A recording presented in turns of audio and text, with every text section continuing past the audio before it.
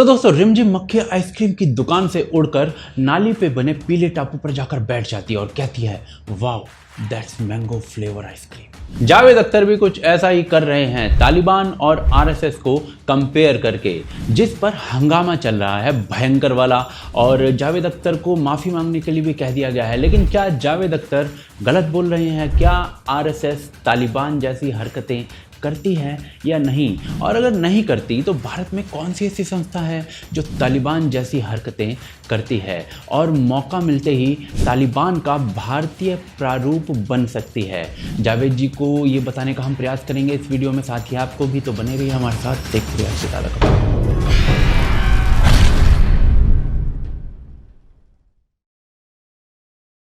तो दोस्तों जावेद जी ने एनडीटीवी के एक शो में आरएसएस की तुलना तालिबान से कर डाली। और कोई और चैनल होता तो भाई पूछ लेता उनसे कि चचा जरा ये बात तो बता दीजिए कि आपने सुबह लगाई थी या नहीं। लेकिन एनडीटीवी तो फिर एनडीटीवी है, हाँ में हाँ मिला दी। जावेद जी ने साथ में जो लोग आरएसएस का सपोर्ट करते हैं उनको भी तालिबानी दिमाग वाला व्यक्ति ठहरा डाला। अब इस पूरे मुद्दे पर बवाल तो मचना ही था।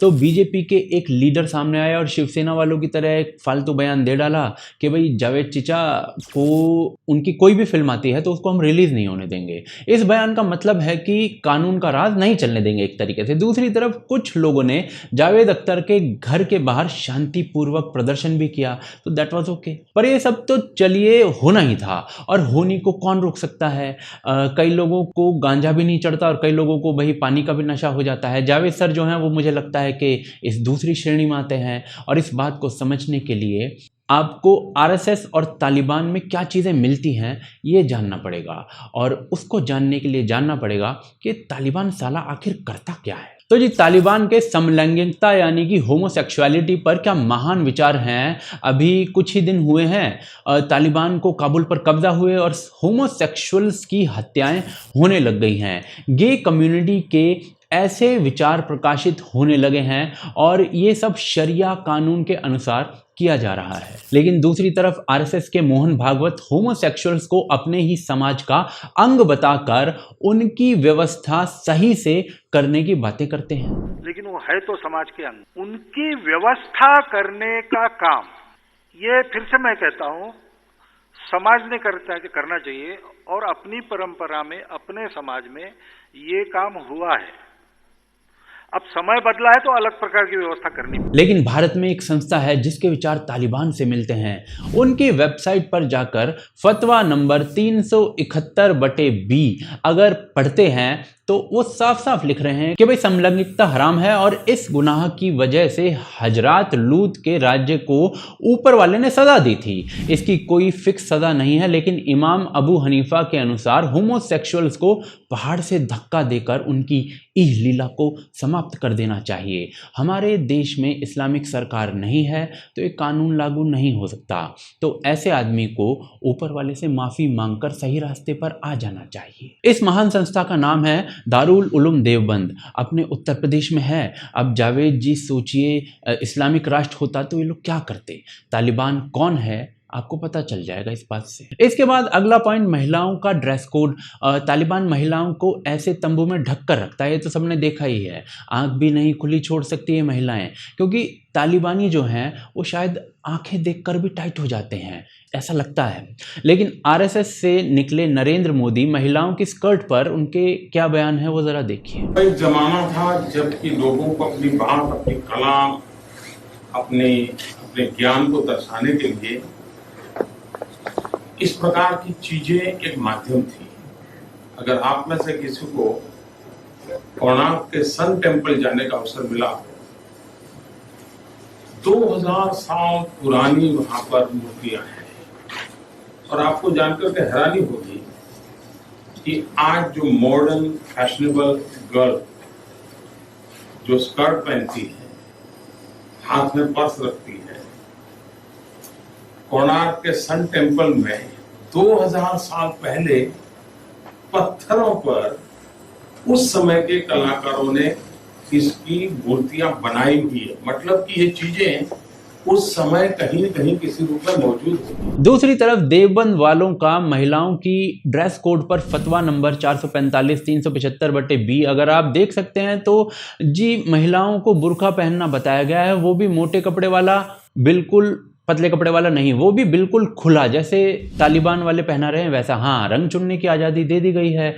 तो जावेद जी, इस चीज़ में तालिबान कौन है, जरा सोच के देखिए। अब जावेद जी, तालिबान के जाबाजों ने महिलाओं का पढ़ना और बाहर जाना बंद कर ही दिया है, पर आरएसएस जो है भारत में करीब करीब 12,000 से ज़्यादा स्कूल चला रहा है, विद्या भारती वाले, और जिसमें 32 लाख से ज़्यादा छात्र पढ़ते हैं, लड़के लड़कियां दोनों साथ में पढ़ते हैं। वहीं आरएसएस की अपनी महिला विंग है, राष्ट्रीय सेविका समिति, जिसमें लाखों महिलाएं मेंबर्स हैं। वहीं दारुल उलूम के फतवा नंबर 202/L के अनुसार महिलाओं के लिए नॉन महरम व्यक्ति से मिलना भी हराम है, बिना पर्दे के। इसीलिए कॉलेज और स्कूल का को एजुकेशन सिस्टम हराम है और कुफ्र से भरा हुआ है। इसके अलावा महिलाओं का काम करना या कमाना भी हराम है। 2010 का ये बयान पढ़ के देख लीजिए देवबंदियों का। तालिबान के अनुसार इस्लाम ही एकमात्र दीन है और बाकी धर्मों के लोग काफिर हैं, लेकिन मोहन भागवत के अनुसार भारत के हिंदू मुस्लिम्स का जो डीएनए है वो एक ही है। वैसे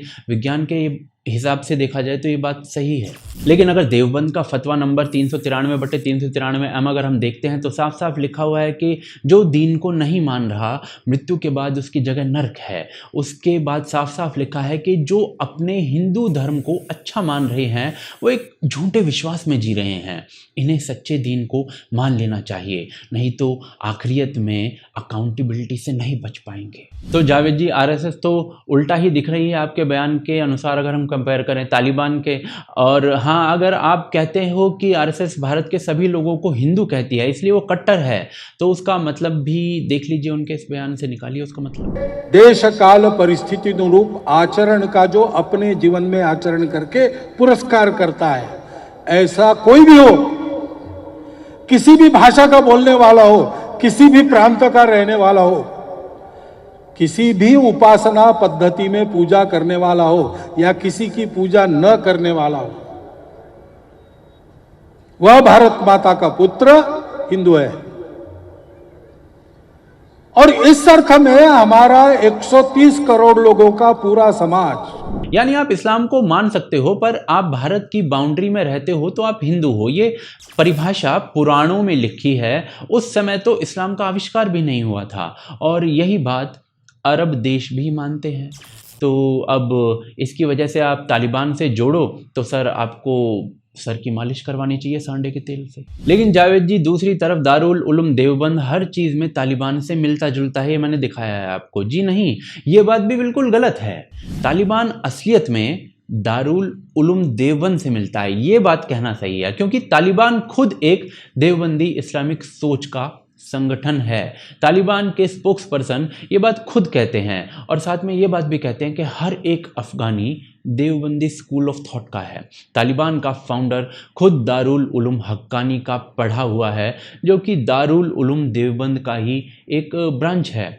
इन सारी चीज़ों को डिटेल में हमने एक दूसरे वीडियो में कवर किया था, तो उसका लिंक मैं आपको डिस्क्रिप्शन में दे रहा हूँ, आराम से देखिएगा। अब जावेद जी, तालिबान खुद जिस मदरसे का चेला है, आपने उसका तो नाम लिया ही नहीं, नाम ले लिया आरएसएस का। पिछले साल आपने मस्जिदों के लाउड स्पीकर्स पर कुछ बोल दिया था तो आपको डांट पड़ गई थी देवबंद वालों से।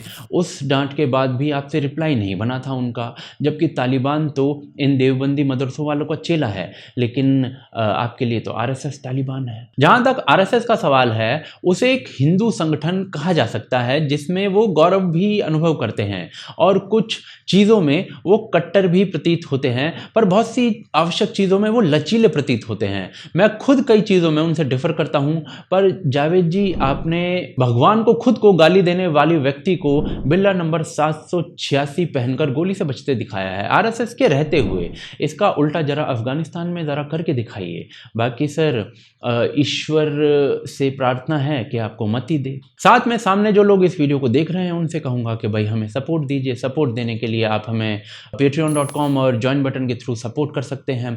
इसके अलावा आप हमें ट्विटर, फेसबुक, इंस्टाग्राम वगैरह सारे जो भी सोशल मीडिया के चैनल्स हैं उनके थ्रू फॉलो कर सकते हैं। लिंक सारी चीज़ों के डिस्क्रिप्शन और पिन कमेंट में दिए गए हैं। आप देख रहे हैं आज की ताज़ा खबर। जय हिंद, जय भारत।